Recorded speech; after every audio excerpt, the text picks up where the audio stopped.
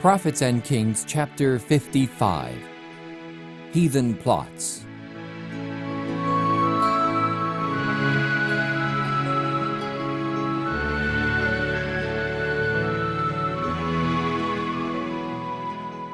Sanballat and his confederates dared not make open war upon the Jews, but with increasing malice they continued their secret efforts to discourage, perplex, and injure them. The wall about Jerusalem was rapidly approaching completion. When it should be finished and its gates set up, these enemies of Israel could not hope to force an entrance into the city. They were the more eager, therefore, to stop the work without further delay. At last they devised a plan by which they hoped to draw Nehemiah from his station, and while they had him in their power, to kill or imprison him. Pretending to desire a compromise of the opposing parties, they sought a conference with Nehemiah, and invited him to meet them in a village on the plain of Ono. But enlightened by the Holy Spirit as to their real purpose, he refused. "I sent messengers unto them," he writes, "saying, I am doing a great work, so that I cannot come down. Why should the work cease, whilst I leave it, and come down to you?" But the tempters were persistent.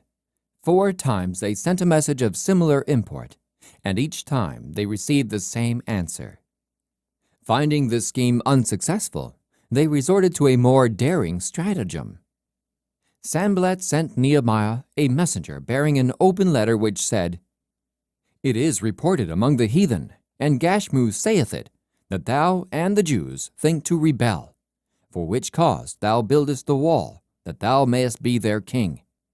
And thou hast also appointed prophets to preach of thee at Jerusalem, saying, There is a king in Judah. And now shall it be reported to the king according to these words. Come now, therefore, and let us take counsel together."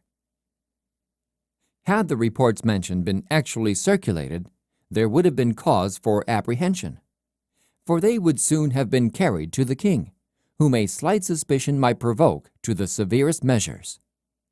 But Nehemiah was convinced that the letter was wholly false, written to arouse his fears and draw him into a snare. This conclusion was strengthened by the fact that the letter was sent open, evidently that the people might read the contents and become alarmed and intimidated.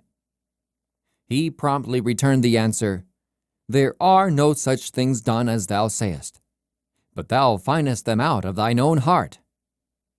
Nehemiah was not ignorant of Satan's devices. He knew that these attempts were made in order to weaken the hands of the builders and thus frustrate their efforts. Again and again had Satan been defeated, and now with deeper malice and cunning he laid a still more subtle and dangerous snare for the servant of God.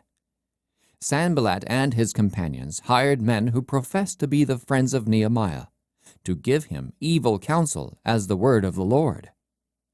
The chief one engaged in this iniquitous work was Shemaiah, a man previously held in good repute by Nehemiah. This man shut himself up in a chamber near the sanctuary, as if fearing that his life was in danger. The temple was at this time protected by walls and gates, but the gates of the city were not yet set up. Professing great concern for Nehemiah's safety, Shemaiah advised him to seek shelter in the temple. "Let us meet together in the house of God within the temple," he proposed, "and let us shut the doors of the temple. For they will come to slay thee, yea, in the night will they come to slay thee." Had Nehemiah followed this treacherous counsel, he would have sacrificed his faith in God, and in the eyes of the people he would have appeared cowardly and contemptible. In view of the important work that he had undertaken, and the confidence that he professed to have in the power of God, it would have been altogether inconsistent for him to hide as if in fear. The alarm would have spread among the people. Each would have sought his own safety, and the city would have been left unprotected to fall a prey to its enemies. That one unwise move on the part of Nehemiah would have been a virtual surrender of all that had been gained. Nehemiah was not long in penetrating the true character and object of his counselor.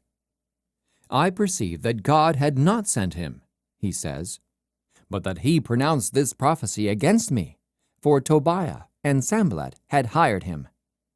Therefore was he hired that I should be afraid and do so and sin, and that they might have matter for an evil report, that they might reproach me.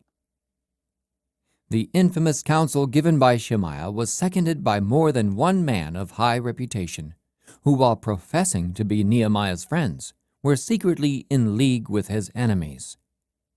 But it was to no avail that they laid their snare. Nehemiah's fearless answer was, "Should such a man as I flee? And who is there that, being as I am, would go into the temple to save his life? I will not go in." Notwithstanding the plots of enemies, open and secret, the work of building went steadily forward, and in less than 2 months from the time of Nehemiah's arrival in Jerusalem, the city was girded with its defenses, and the builders could walk upon the walls and look down upon their defeated and astonished foes. When all our enemies heard thereof, and all the heathen that were about us saw these things, Nehemiah writes, they were much cast down in their own eyes, for they perceived that this work was wrought of our God. Yet, even this evidence of the Lord's controlling hand was not sufficient to restrain discontent, rebellion, and treachery among the Israelites. The nobles of Judah sent many letters unto Tobiah, and the letters of Tobiah came unto them. For there were many in Judah sworn unto him, because he was the son-in-law of Shechaniah. Here are seen the evil results of intermarriage with idolaters. A family of Judah had become connected with the enemies of God, and the relation had proved a snare. Many others had done the same. These, like the mixed multitude that came up with Israel from Egypt, were a source of constant trouble. They were not wholehearted in his service, and when God's work demanded a sacrifice, they were ready to violate their solemn oath of cooperation and support. Some, who had been foremost in plotting mischief against the Jews, now professed a desire to be on friendly terms with them. The nobles of Judah, who had become entangled in idolatrous marriages, and who had held traitorous correspondence with Tobiah and taken oath to serve him, now represented him as a man of ability and foresight, an alliance with whom would be greatly to the advantage of the Jews. At the same time, they betrayed to him Nehemiah's plans and movements. Thus, the work of God's people was laid open to the attacks of their enemies, and opportunity was given to misconstrue Nehemiah's words and acts, and to hinder his work. When the poor and oppressed had appealed to Nehemiah for redress for their wrongs, he had stood boldly in their defense, and had caused the wrongdoers to remove the reproach that rested on them. But the authority that he had exercised in behalf of his downtrodden countrymen, he did not now exercise in his own behalf. His efforts had been met by some with ingratitude and treachery, but he did not use his power to bring the traitors to punishment. Calmly and unselfishly, he went forward in his service for the people, never slacking his efforts or allowing his interest to grow less. Satan's assaults have ever been directed against those who have sought to advance the work and cause of God. Though often baffled, he as often renews his attacks with fresh vigor, using means hitherto untried. But it is his secret working through those who avow themselves the friends of God's work that is most to be feared. Open opposition may be fierce and cruel, but it is fraught with far less peril to God's cause than is the secret enmity of those who, while professing to serve God, are at heart the servants of Satan. These have it in their power to place every advantage in the hands of those who will use their knowledge to hinder the work of God and injure his servants. Every device that the Prince of Darkness can suggest will be employed to induce God's servants to form a confederacy with the agents of Satan. Repeated solicitations will come to call them from duty, but like Nehemiah, they should steadfastly reply, "I am doing a great work, so that I cannot come down."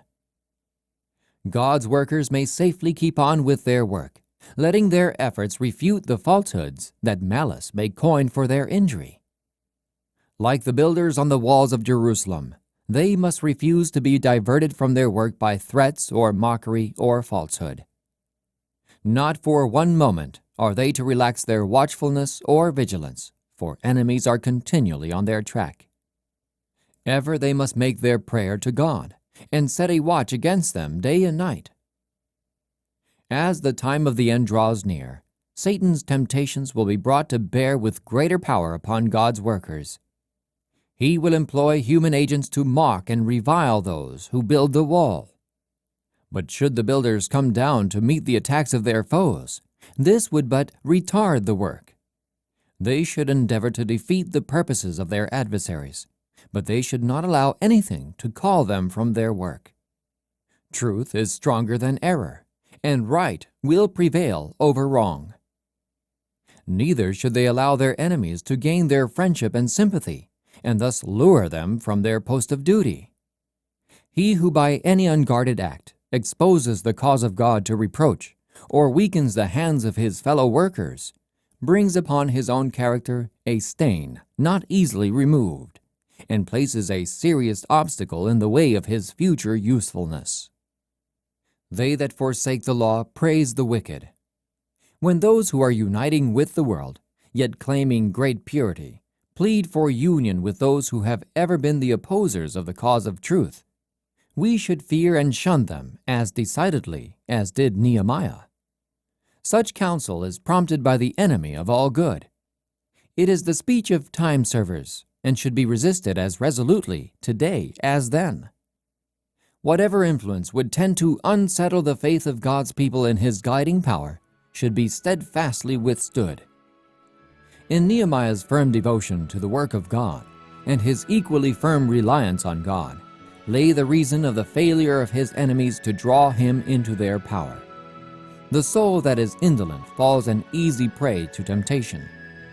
But in the life that has a noble aim and absorbing purpose, evil finds little foothold.